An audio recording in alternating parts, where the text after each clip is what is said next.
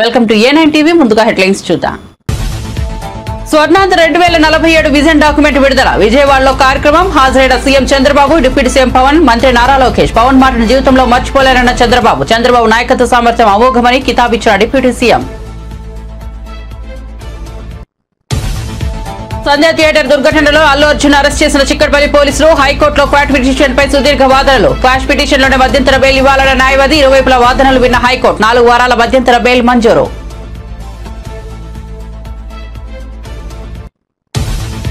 తెలంగాణ రాజకీయాల్లో ఆసక్తికర పరిణామం. కేటీఆర్ పై విచారణకు గవర్నర్ ఆమోదం. ఫార్ములా ఈ కార్ రేస్ నిర్వహణలో కేటీఆర్ పై అవినీతి ఆరోపణలు. మాజీ మంత్రిని విచారించేందుకు governor Jishnu Dev Varma green signal. దీంతో ఆయన విచారించేందుకు అవినీతి నిరోధక శాఖ సన్నద్దం.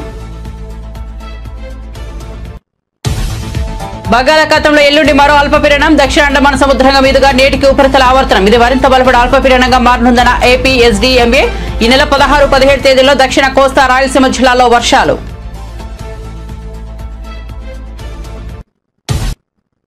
ఇక వార్త వివరాల్లోకి వెళ్తే, సినీ నటుడు అల్లు అర్జున్ కు తెలంగాణ హైకోర్టు బెయిల్ మంజూరు చేసింది. అతనికి కోర్టు 4 వారాల మధ్యంతర బెయిల్ ఇచ్చింది.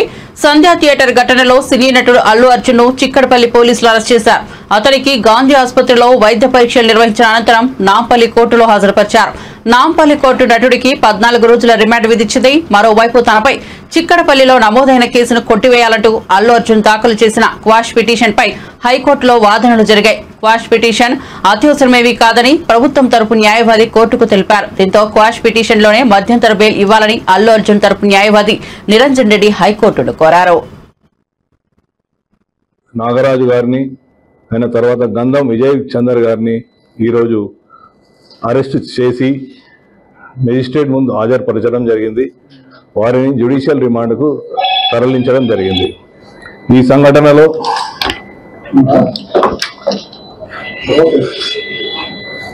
గాయపడ్డ, అంటే సఫోకేషన్ తోటి గాయపడ్డ శ్రీ తేజ అబ్బాయి ఇప్పుడు హాస్పిటల్లో, సూపర్ స్పెషాలిటీ హాస్పిటల్లో అతను చికిత్స పొందుతున్నాడు.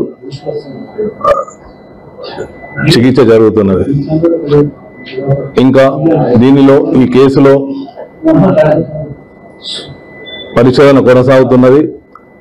దీనిలో సీసీ ఫుటేజీలు అయినాక అక్కడ ఉన్న సాక్ష్యాల ఆధారంగా సంఘటనపై పూర్తి స్థాయిలో న్యాయ నిపుణుల సలహాలు, మా ఉన్నతాధికారుల సలహాలు తీసుకుంటూ దీనికి ఇంకా ముందుకు సాగుతుంది. దీనిలో చట్టరీత్యా ఎవరెవరైతే దీనిలో ఇంకా పాలు పంచుకొని ఉన్నారో వారి అందరిపై తదుపరి చర్యలు ఉంటాయి. Thank you. న్యాయ నిపుణులు మరియు మా యొక్క సీనియర్ ఆఫీసర్స్ దాని మీద జరుగుతుంది. చట్టం ముందు అందరూ సమానమే. చట్టం ఎవరికి చుట్టం కాదు.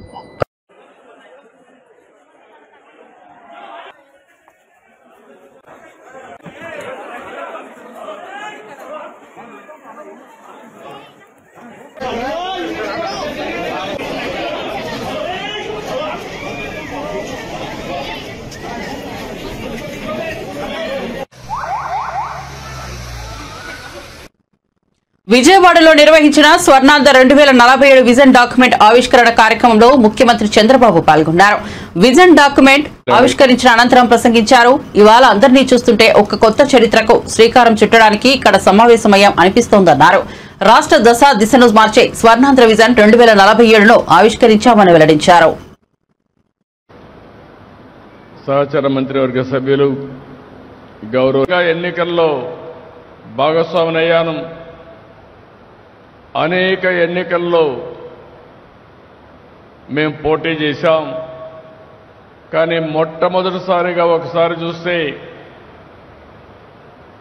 2024లో 93% సక్సెస్ రేట్తో 57% ఓట్లు పడిన ఏకైక ఎన్నిక నా జీవితంలో 2024 అని చెప్పి మరొకసారి మీ అందరికీ విజ్ఞప్తి చేస్తున్నా.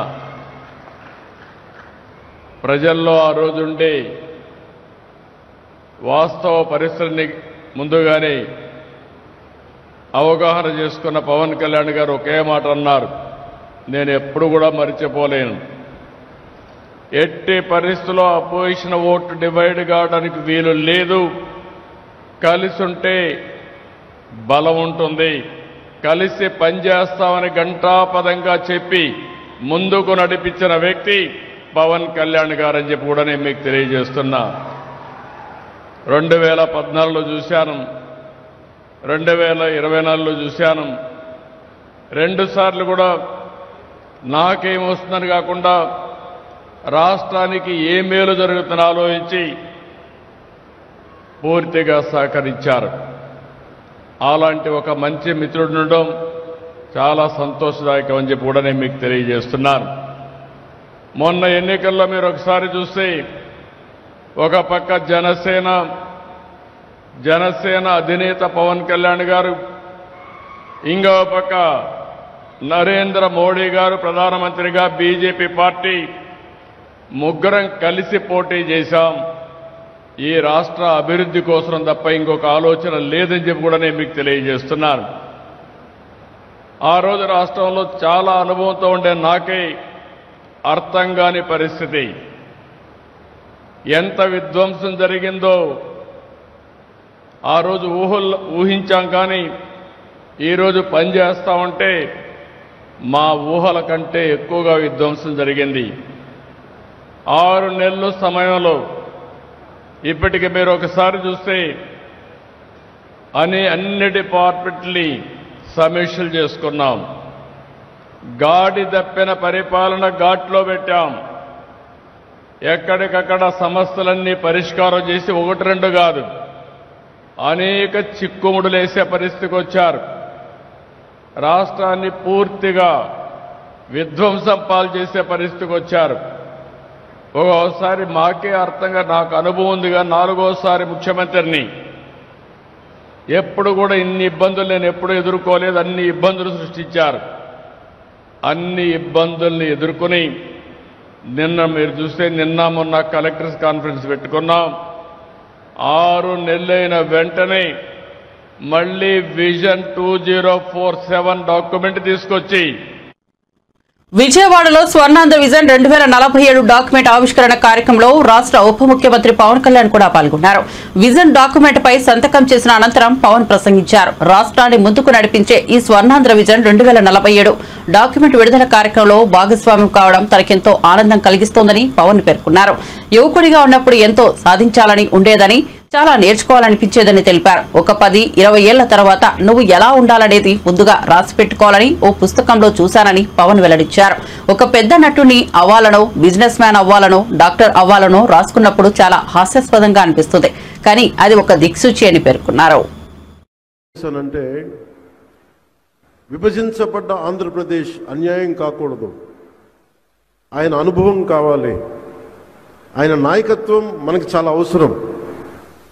అందుకే నేను చేసింది ఈరోజు 2024లో కూడా మేమందరం వెన్నంటే ఉండి ప్రధానమంత్రి నరేంద్ర మోదీ గారి నాయకత్వంలో ఎన్డీఏ కూటమిలో చేరి ఈ రోజున 151 ఎమ్మెల్యే సీట్లు కానీ 164 అసెంబ్లీ సీట్లు కానీ 21 పార్లమెంట్లు కానీ సాధించామంటే కలిసి కట్టుగా ఉంటే ఎలాంటిది ప్రజలకు నిలబడగలవని చిన్నప్పుడు పాఠంలో చదువుకున్నాం. United we stand, divided we fall. కలిసి ఉంటే ఎంత బలం ఉంటుంది, విడిపోతే ఎంత బలహీన పడతాం అనేది ఈ రోజున ఈ విజన్ డాక్యుమెంట్ చేస్తున్నప్పుడు నాకు నిజంగా చాలా మనసు తృప్తిగా ఉంది. ఇన్ని కోట్ల మంది ప్రజలకి బలోపేతం ఇవ్వడానికి, బలం ఇవ్వడానికి, ఆర్థిక వ్యవస్థని బలోపేతం చేయడానికి ఇది దోహదపడినందుకు మనస్ఫూర్తిగా నాకు చాలా ఆనందంగా ఉంది. వ్యక్తి వ్యవస్థను నిర్మిస్తాడు, తర్వాత వ్యవస్థ వ్యక్తులు నిర్మిస్తుంది. ఆయన ఇన్ని దశాబ్దాల ఆయన సుదీర్ఘమైన అనుభవం కానీ, అడ్మినిస్ట్రేటివ్ కేపబిలిటీస్ కానీ చంద్రబాబు నాయుడు గారిది చాలా అమోఘం. ఇందాక పయ్యావులు కేశవ గారు చెప్తా ఉంటే ఆయన నిద్రాహారాలు లేకుండా ఆయన పడే తపన చాలామందికి అనవసరం అనిపిస్తుంది. కానీ ఆయన పొద్దున్న లేచినప్పటి నుంచి సాయంత్రం వరకు. ఎందుకంటే నేను ఆయన విలువ ఎప్పుడు తెలుసుకున్నానంటే మరింతగా నేను పార్టీ పెట్టి నేను నలిగిన తర్వాత నాకు ఆయన మీద అపారమైన గౌరవం పెరిగిపోయింది. ఎందుకంటే ఒక పార్టీ పెట్టడం ఆత్మహత్యా సదృశం. అనేక లక్షల మందిని ఒక ఏకతాటిపైన నడిపించడం, ఒక భావంపై నడిపించడం, తద్వారా ప్రజలకి మేలు చేయడం, వాళ్ళ అభివృద్ధి పై వైపు తీసుకెళ్లడం చాలా కష్టసాధ్యమైన విషయం. పదే పదే ఆయన చెప్తా ఉంటాను. నా మంత్రివర్గ సభ్యులు కూడా నేను చెప్తాను, లేదా చాలాసార్లు చెప్పలేదు, ఇప్పుడు చెప్పాలనిపిస్తాను. ప్రత్యేకించి నేను ఆయన తెలియజేస్తూ ఉంటాను, మీరు ఒక 4 దశాబ్దాల సుదీర్ఘమైన అనుభవం ఉన్న పార్టీని నడపాలి. మీ మీద మీ పార్టీ వ్యక్తులకి ఆశలు ఉంటాయి, ఆశయాలు ఉంటాయి. వాటిని నడుపుకుంటూ తీసుకెళ్ళాలి. కుటుంబాన్ని చూసుకోవాలి. తన కుటుంబం కాకుండా 5 కోట్ల మంది కుటుంబాలను చూసుకోవాలి. ఆయన వారికి తగ్గ అవసరాలను తీర్చాలి. మళ్ళీ శత్రువులు, ప్రత్యర్థులు ఆయన మీద దాడి చేస్తే అవి తట్టుకోవాలి. ఆయన అన్ని రకాలుగా ఇబ్బంది పెడతారు. ఇవన్నీ తట్టుకుంటా తెలంగాణ రాజకీయాల్లో ఆసక్తికర పరిణామం చోటు చేసుకున్నది. ఫార్ములా ఈ కార్ రేస్ లో అవినీతి ఆరోపణల నేపథ్యంలో బీఆర్ఎస్ వర్కింగ్ ప్రెసిడెంట్ మాజీ మంత్రి కేటీఆర్ ను విచారించేందుకు గవర్నర్ జిష్ణుదేవ్ వర్మ ఆమోదం తెలిపారు. దీంతో అవినీతి నిరోధక శాఖ ఆయన్ను విచారించేందుకు సన్నద్దమవుతోంది. బీఆర్ఎస్ ప్రభుత్వ హయాంలో హైదరాబాద్ వేదికగా గతేడాది ఫిబ్రవరిలో ఫార్ములా ఈ కార్ రేస్ జరిగిన విషయం తెలిసిందే. అయితే ఈ ఫార్ములా ఈ కార్ రేస్ నిధుల కేటాయింపులలో భారీ అవినీతి జరిగినట్లు రాష్ట్ర పురపాలక పట్టణాభివృద్ధి శాఖ సంస్థ ఏసీబీకి ఫిర్యాదు చేసింది. మాజీ మంత్రి అవంతి శ్రీనివాస్ గురువారం వైసీపీకి రాజీనామా చేసిన విషయం తెలిసిందే. రాజీనామా చేసిన సందర్భంగా ఆయన మీడియాతో మాట్లాడారు. ఈ క్రమంలో మాజీ సీఎం వైసీపీ అధినేత జగన్ పై తీవ్ర విమర్శలు గుప్పించారు. కూటమి ప్రభుత్వానికి ఏడాది సమయం కూడా ఇవ్వకుండా విమర్శలు గుప్పిస్తున్నారని ఆయన మండిపడ్డారు. 6 నెలలకే ధర్నాలు చేద్దామని అంటున్నారని దుర్బెట్టారు. ఈ నేపథ్యంలో అవంతి శ్రీనివాస్ పై టీడీపీ నేత బుద్దా వెంకన్న విమర్శలు గుప్పించారు. అవంతి శ్రీనివాస్ ఊసరవెల్లి అని విమర్శించారు. నీలాంటి ఊసరవెల్లిలో మాకేం సమయం ఇవ్వాల్సిన అవసరం లేదని అన్నారు. సూపర్ 6 అని ప్రజలకు ఒక క్రికెట్ 6 ఇచ్చిన కూటమి ప్రభుత్వానికి ప్రజలు రానున్న రోజుల్లో సరైన రీతిలో బుద్ధి చెప్తారని మాజీ మంత్రి వెల్లంపల్లి శ్రీనివాస్ హెచ్చరించారు. విజయవాడలో వైసీపీ నేతల అరెస్టును ఆయన తీవ్రంగా ఖండించారు. ఈ సందర్భంగా మాట్లాడుతూ రైతులకు 20,000 ఇస్తామని అధికారంలోకి వచ్చిన ప్రభుత్వం ఇప్పుడు ఆ మాట తప్పిందని ఆరోపించారు. రైతుల కోసం చేపట్టిన కార్యక్రమాన్ని అక్రమంగా అడ్డుకోవడం సబబు కాదన్నారు. ప్రజాస్వామ్యంలో శాంతియుతంగా కలెక్టర్కు వినతిపత్రం అందజేయడం తప్ప అని వెల్లంపల్లి శ్రీనివాస్ ప్రశ్నించారు. సినీ నటుడు అల్లు అర్జున్ అరెస్టు వ్యవహారంపై వైసీపీ లీడర్ లక్ష్మీ పార్వతి స్పందించారు. అల్లు అర్జున్ అరెస్టును ఖండించిన లక్ష్మీ పార్వతి తెలియక చేసిన తప్పులకు అరెస్ట్ చేయడం బాధాకరమని అన్నారు. ఈ క్రమంలోనే లక్ష్మీ పార్వతి సంచలన వ్యాఖ్యలు చేశారు. అల్లు అర్జున్ అరెస్టు వెనుక ఏపీ సీఎం చంద్రబాబు నాయుడు హస్తం ఉందనేలా లక్ష్మీ పార్వతి సంచలన ఆరోపణలు చేశారు. ప్రతి చోట ఆయన హస్తం ఉంటుందన్న లక్ష్మీ పార్వతి తెలంగాణలో అధికారంలో ఉన్నది కూడా చంద్రబాబు శిష్యుడే కదా అంటూ చెప్పుకొచ్చారు. 2 తెలుగు రాష్ట్రాలలో రాక్షస పాలన సాగుతోందని, ప్రతి దానికి అంతం అనేది ఉంటుందంటూ లక్ష్మీ పార్వతి హాట్ కామెంట్స్ చేశారు. 75 కిలోల బస్తాకి పక్కన ప్రభుత్వంలో రైతులు అల్లాడిపోతానే ఉన్నారు. అంటే రైతుని ఎంత కళ్ళల్లో పెట్టుకొని ఏ ఒక్క రైతు అయినా సరే జగన్మోహన్ రెడ్డి గారు 7,906.1 ఇచ్చిన హామీలు నెరవేర్చలేదని చెప్పి రోడ్డు మీదకి వచ్చి ప్రజలకు అండగా నిలబడతా ఉంది కనుక వీటిని ఏ విధంగా డైవర్షన్ చేద్దామని చెప్పి రాత్రి మొత్తం విలేకరులందరినీ కూడా పిలుచుకొని ఆయన ఏదో సమావేశం పెట్టుకుంటున్నారట. అంత డైవర్షన్ పాలిటిక్స్. సరే, ఇంకొక వైపు చూస్తే అక్కడ ఆయన అరెస్ట్ చేశారని తెలిసింది మన అల్లు అర్జున్ గారిని. పాపం నిజంగా నాకు బాధ వేస్తుంది. ఎందుకంటే ఎన్ని కుట్ర రాజకీయాలండి, ప్రతి చోట ఈయన చేతులు ఉంటాయి, అందులో సందేహం ఏమీ లేదు. ఇక్కడ 29 మంది మన గోదావరి పుష్కరాల్లో చనిపోతే మరి ఇతను ఎన్నిసార్లు అరెస్ట్ చేసి జైల్లో పెట్టాలండి? చంద్రబాబు గారిని ఎన్నిసార్లు చేయాలా? అదేవిధంగా కందుకూరులో దాదాపుగా 9 మందిని చంపేశాడు. ఈయన మీటింగ్ ఇరుకు సందులో మీటింగ్ పెట్టి, ఇరుకు సందు అందులో పాపం తొక్కిసలాట జరిగినట్టు తన కోసం జనం విపరీతంగా వచ్చినట్టు చేయటం కోసం, మీడియా కోసం అక్కడ అట్లాగే చేసి 9 మందిని చంపాడు. చీరల పంపిణీలో 3 ఆడవాళ్ళు ప్రాణాలు కోల్పోయారే. ఈయన ఎన్నిసార్లు జైల్లో పెట్టాలో చెప్పండి? అభిమానంతో వాళ్ళు విరగబడి ఆ రోజు అది అబ్బాయి అన్న కావాలని చేస్తారా? తన సినిమా చూసుకోవాలని ఎలా ఉందో ప్రజాస్పందన తెలుసుకోవడానికి ఆయన వెళ్ళాడు. అది గవర్నమెంట్ తప్పు. ఆయన వస్తున్నప్పుడు లేకపోతే సినిమా హాలు వాళ్ళు సరైనటువంటి భద్రతా ఏర్పాట్లు చేసుకోవాలి. పోలీసులను పిలిచి పూర్తి కట్టుదిట్టం చేసి ప్రజలకు థ్రెడ్ కట్టి దూరంగా పెడితే అయిపోయేది. వాళ్ళు అవేమీ చేయలేదు కదా, అది తప్పు. అల్లు అర్జున్ ఎలా అవుతుందండి? మరి ఇంతమందిని చంపినటువంటి చంద్రబాబు నాయుడు ఏమో శుభ్రంగా ఉన్నాడు, తెలియక జరిగిన దాని మీదేమో ఆ అబ్బాయిని అరెస్ట్ చేస్తారా? ఎంత దుర్మార్గం! ఇట్లాగే ఉంటాయి. చంద్రబాబు అక్కడ ఆయన శిష్యుడు ఇద్దరే కదా, మరి ఇద్దరు రెండు రాక్షస పాలన చేస్తూ ఉన్నారు, ఆ రాష్ట్రంలో ఈ రాష్ట్రంలో కూడా. అందువల్ల ఏదైనా దేనికైనా ఒక అంతిమం అనేది ఒకటి ఉంటుంది. తప్పనిసరిగా రైతులకు అన్యాయం చేస్తున్నటువంటి ఈ ప్రభుత్వం తొందరలోనే దాని మూల్యం కూడా చెల్లించుకుంటుంది. రైతులందరూ రోడ్డు మీదకి వచ్చే పరిస్థితి కూడా వచ్చింది. ఈరోజు ప్రతి చోట సక్సెస్. మా మీటింగ్లు ఎక్కడికి వెళ్ళినా రైతులు వచ్చి స్వచ్ఛందంగా రైతులు జాయిన్ అయ్యారు. కానీ ఆ వార్తలు రానియకుండా చెయ్యొచ్చు. అతను ఏం చేసినా సరే ప్రజాస్పందనని ఎవరు ఆపలేరు. కొద్ది కాలం మాత్రమే అధికారం మిమ్మల్ని అడ్డుకోగలుగుతుంది, మీ అహంకారాన్ని నిలబెడుతుంది. తెలంగాణ ఆడబిడ్డల ఆత్మగౌరవమైన బతుకమ్మను అవమానిస్తూ కించపరుస్తూ మాట్లాడిన మంత్రులు, కాంగ్రెస్ నాయకులకు ఏం శిక్ష వేస్తారో ముఖ్యమంత్రి రేవంత్ రెడ్డి చెప్పాలని BRS MLC Kalvakuntla Kavitha demand చేశారు. ఉమ్మడి ఆంధ్రప్రదేశ్ లో సమైక్యాంధ్రను కోరుకున్న కాంగ్రెస్ నాయకులు ఎత్తుకున్న వాదనలను ఇప్పుడు తెలంగాణ కాంగ్రెస్ నాయకులు కొనసాగిస్తున్నారని విమర్శించారు. వాళ్ళు కాంగ్రెస్ వాదులు, తెలంగాణ వాదులు కాదు. వాళ్లకు ఎప్పుడు కాంగ్రెస్ ప్రయోజనాలే ముఖ్యం తప్ప తెలంగాణ ప్రయోజనాలు ముఖ్యం కాదని స్పష్టం చేశారు. ప్రెస్ క్లబ్ లో ఉదయం 11 గంటలకు ఒక రౌండ్ టేబుల్ సమావేశాన్ని ఏర్పాటు చేయడం జరిగింది.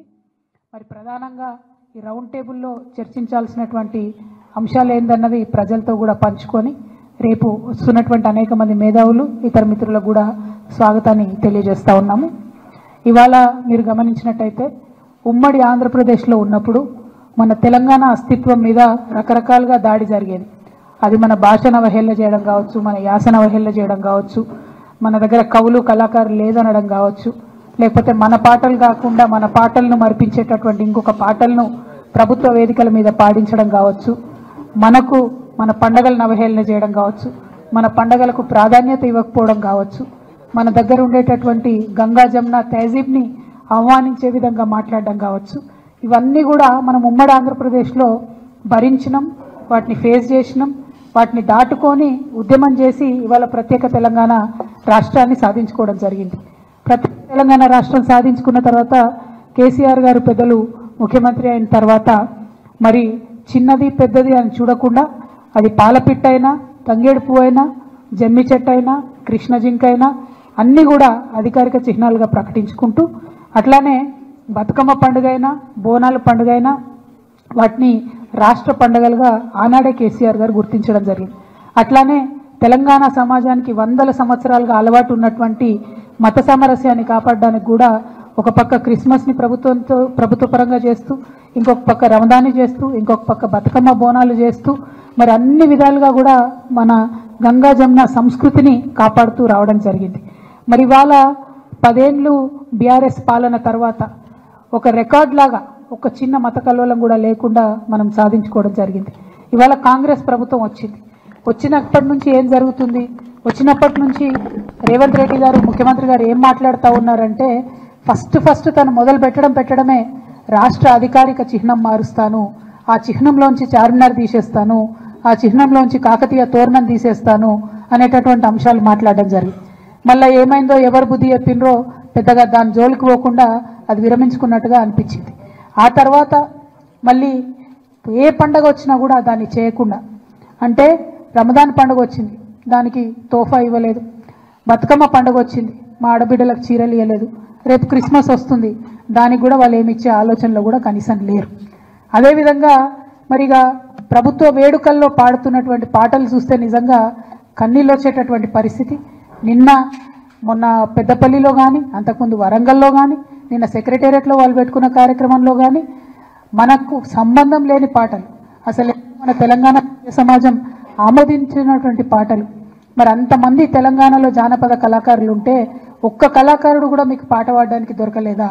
ఒక్క తెలంగాణ గీతం, తెలంగాణ సంస్కృతిని తెలిపేటటువంటి ఒక్క గీతం కూడా ప్రభుత్వ వేదికల్లో ఉండకూడదని మీరు అనుకున్నారా అని ఇవాళ మేము ప్రశ్నిస్తూ ఉన్నాం. మరి వాళ్ళు చేసిన కార్యక్రమం ఏంది? తెలంగాణ తల్లి రూపును మారుస్తామని చెప్పినారు. ఎట్లా మారుస్తారండి? ఎందుకు మారుస్తారు? అసలు ఇవాళ అనేకమైన విగ్రహాలు దేశంలో ఉంటాయి. ఒక్కసారి తెలంగాణ ప్రజలందరినీ కూడా ఆలోచించాలని నేను కోరుతా ఉన్నాను. గాంధీ గారి విగ్రహాలు పెట్టుకుంటాం మనం ఊరూరా. ఏం జీవం ఉందని పెట్టుకుంటామండి? ప్రేమ ఉంది కాబట్టి, మనసు నిండా గౌరవం ఉంది కాబట్టి పెట్టుకుంటాం. అంబేద్కర్ వారి విగ్రహాలు ఉన్నాయి, ఊరూరా ఉన్నాయి, కోట్ల సంఖ్యలో ఉన్నాయి. ఎందుకోసం పెట్టుకుంటాం? ఎవరైనా జీవో ఇచ్చిరని పెట్టుకుంటామా? పూలే విగ్రహాలు ఉన్నాయి ఇవాళ, ఎందుకోసం అని పెట్టుకుంటాం? ప్రేమ ఉంది కాబట్టి, గౌరవం ఉంది కాబట్టి పెట్టుకుంటాం. అట్లనే సేవాలాల్ మహారాజ్ విగ్రహాలు పెట్టుకుంటాం. ఎందుకోసం పెట్టుకుంటాం? ఎవరైనా జీవో ఇచ్చిరని పెట్టుకుంటామా? ఏదైనా ప్రభుత్వం ఆదేశించిందని పెట్టుకుంటామా? ఎందుకోసం అని పెట్టుకుంటాం? ఇవాళ సుభాష్ చంద్రబోస్ విగ్రహాలు ఉన్నాయి, దేశం కోసం ప్రాణాలు త్యాగం చేసిండు కాబట్టి ఆయన విగ్రహాలు ప్రజలు మనసారా కోరుకొని ఆకాంక్షించి పెట్టుకుంటారు. మరి శివాజీ విగ్రహాలు ఉన్నాయి ఇవాళ, చాలా పెద్ద ఎత్తున యువతంతా కూడా పెట్టుకుంటా ఉంటారు కలిసి. ఎందుకోసం పెట్టుకుంటారు? ఎవరైనా జీవో ఇచ్చిరని పెట్టుకుంటారా? మరి తెలంగాణ తల్లి విగ్రహాలు కూడా వేల సంఖ్యలో ఉన్నాయి ఇవాళ, ప్రతి గ్రామంలో ఉన్నాయి, ప్రతి చోట ఉన్నాయి. కొన్ని పెద్ద గ్రామాలలో అయితే 2-3 ఉన్నాయి. ఎందుకోసం పెట్టుకున్నాం అవి? ఆనాడు ఉద్యమంలో మాకు స్ఫూర్తి నింపినటువంటి తల్లి కాబట్టి, అమ్మ కాబట్టి పెట్టుకున్నాం. ఇక ఆ భరతమాత విగ్రహాలు ఉన్నాయి, లేవా భరతమాత విగ్రహాలు? దానికి జీవో ఇచ్చిందా? కేంద్ర ప్రభుత్వం జీవో ఇచ్చిందా? జీవో ఇస్తేనే జీవో పరంగానే పెట్టుకున్నామా? లేదు కదా, దేశభక్తితో పెట్టుకుంటాం. మరి దీన్ని కూడా అవమానించే రకంగా ఇవాళ ఒక కొత్త విగ్రహాన్ని పెట్టి, ఇగో ఈమెనే మీ తల్లి, మీరు ఇదే విగ్రహం పెట్టాలి, ఈ విగ్రహం తప్ప ఇంకో రకంగా ఈ విగ్రహాన్ని మార్చి పెడితే కేసులు పెడతామని చెప్పి బాజాప్తా గెజెట్ చేసినటువంటి ప్రభుత్వం రేవంత్ రెడ్డి గారి ప్రభుత్వం. బ్రిటిష్ ప్రభుత్వం కూడా ఎన్నడూ భరతమాత మీద గెజెట్ ఇవ్వలే, కానీ రేవంత్ రెడ్డి సర్కార్ మాత్రం తెలంగాణ తల్లి మీద గెజెట్ ఇవ్వడం అన్నది చాలా దారుణం. చాలా కుల మతాలకు అతీతంగా ప్రజలందరినీ ఏకం చేసే మహాయజ్ఞమే కుంభమేళా అని ప్రధానమంత్రి నరేంద్ర మోదీ అన్నారు. ఒకే భారతదేశం, సమున్నత భారతదేశం అనే సందేశాన్ని సంగమ స్నానం ద్వారా దేశవాసులు చాటుతారని అన్నారు. ఎందరెందరో సాధువులు, సన్యాసులు, ఋషులు, పండితులు, సాధారణ ప్రజానీకం కలిసికట్టుగా 3 నదుల సంగమంలో పవిత్ర స్నానాలు ఆచరిస్తారని, కులాల మధ్య అంతరాయాలు, మత ఘర్షణలు ఇక్కడ మటుమాయమవుతాయని చెప్పారు. మహాకుంభమేళా ద్వారా దేశానికి, సమాజానికి సానుకూల సంకేతాలు వెళ్తాయన్నారు. ప్రయాగ్రాజ్లోని త్రివేణి సంగమంలో సరస్వతి, యమున కలిసే చోటులో శుక్రవారం ఉదయం ప్రత్యేక ప్రార్థనల్లో పాల్గొన్న ప్రధాని అనంతరం జరిగిన మహాకుంభ కార్యక్రమాన్ని ఉద్దేశించి ప్రసంగించారు. संगम की इस पावन भूमि को मैं श्रद्धापूर्वक प्रणाम करता हूं।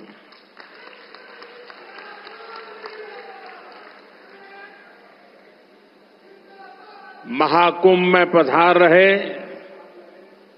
सभी साधु संतों को भी नमन करता हूं। महाकुंभ को सफल बनाने के लिए दिन रात परिश्रम कर रहे कर्मचारियों का, श्रमिकों और सफाई कर्मियों का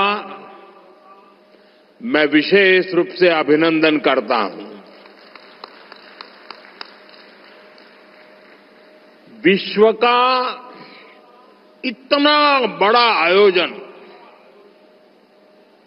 हर रोज लाखों श्रद्धालुओं के स्वागत और सेवा की तैयारी, लगातार 45 दिनों तक चलने वाला महायज्ञ, एक नया नगर बसाने का महाअभियान प्रयागराज की इस धरती पर एक नया इतिहास रचा जा रहा है।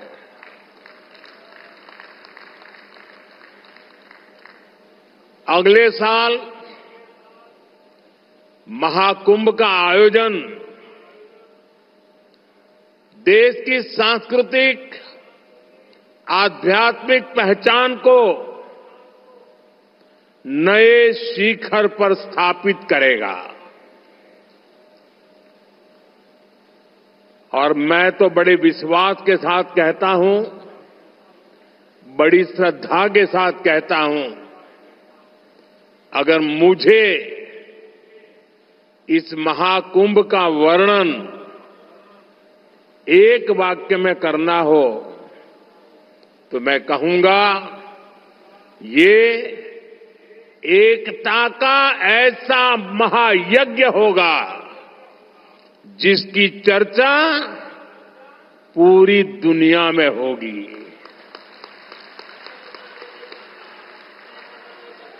मैं इस आयोजन की भव्य और दिव्य सफलता की आप सभी को शुभकामनाएं देता हूं। साथियों, हमारा भारत पवित्र स्थलों और तीर्थों का देश है। ये गंगा, यमुना, सरस्वती, कावेरी, नर्मदा जैसी अनगिनत पवित्र नदियों का देश है। इन नदियों के प्रवाह की जो पवित्रता है, इन अनेकानेक तीर्थों का जो महत्व है, जो महात्म्य है, उनका संगम, उनका समुच्चय, उनका योग, उनका संयोग, उनका प्रभाव, उनका प्रताप, ये प्रयाग है।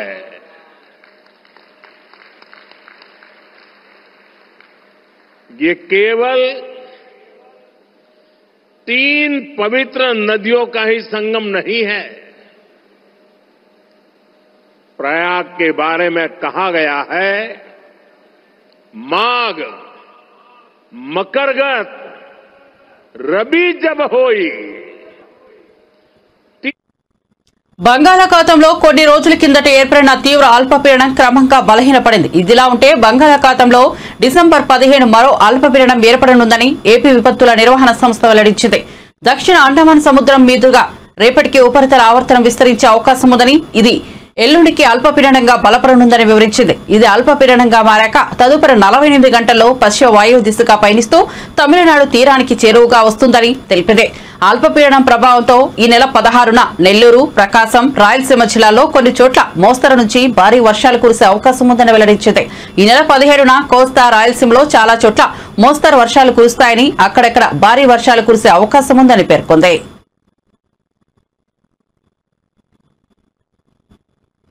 బులెటిన్ ముగించే ముందు హెడ్లైన్స్ మరోసారి చూద్దాం.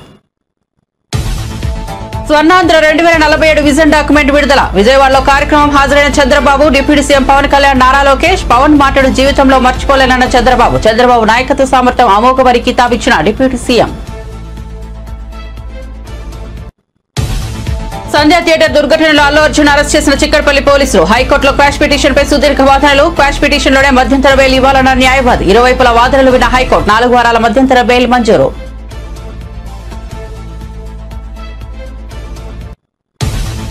తెలంగాణ రాజకీయాల ఆసక్తికర పరిణామం. కేటీఆర్ పై విచారణకు గవర్నర్ ఆమోదం. ఫార్ములా ఈ కార్ రైస్ నిర్వహణలో కేటీఆర్ పై అవినీతి ఆరోపణలు. మాజీ మంత్రిని విచారించేందుకు governor Jishnu Dev Varma green signal. దీంతో ఆయనను విచారించేందుకు అవినీతి నిరోధక శాఖ సన్నద్దం. బంగాళాఖాతంలో ఎల్లుండి మరో అల్పపీడనం. దక్షిణ అండమాన్ సముద్రంగా మీదుగా రేపటికి ఉపరితల ఆవర్తనం. ఇది మరింత బలపడే అల్పపీడనంగా మారనుందన్న ఈ నెల 16, 17 తేదీలో దక్షిణ కోస్తా, రాయలసీమ జిల్లాల్లో వర్షాలు. అప్డేట్స్ కోసం చూస్తూనే ఉండండి A9 TV.